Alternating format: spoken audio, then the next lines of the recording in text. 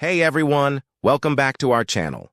Today, we're going to fix a common issue that many Windows 11 users are facing, the something didn't go as planned error during Windows updates.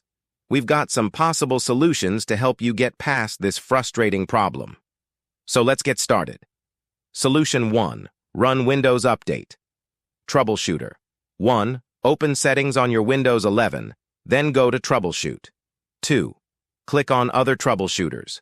3. Find the Windows Update option and click the Run button. 4. Restart your PC once the Troubleshooter finishes. Solution 2.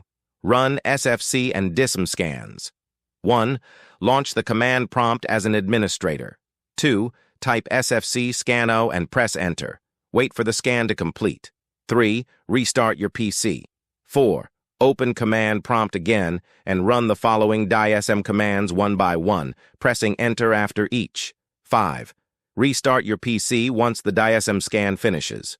Solution 3. Update device drivers. 1. Right-click the Start menu and select Device Manager. 2. Double-click on disk drives. 3. Right-click the driver and choose Update driver. 4. Select Search automatically for drivers and follow the instructions. Solution 4. Perform clean boot. 1.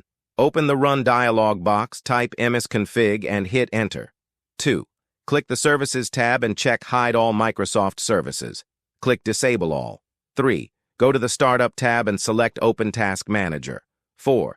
Disable each startup item, then close Task Manager and restart your PC. Solution 5. Manually update Windows. 1. Note the KB number for the update. Visit the Microsoft Catalog website and search for it. 2. Download the update as a .msu file. 3. Click on the downloaded .msu file to install it. And there you have it, folks. By following these steps, you can fix the something didn't go as planned error on Windows 11. Thanks for watching, and we'll see you in the next video.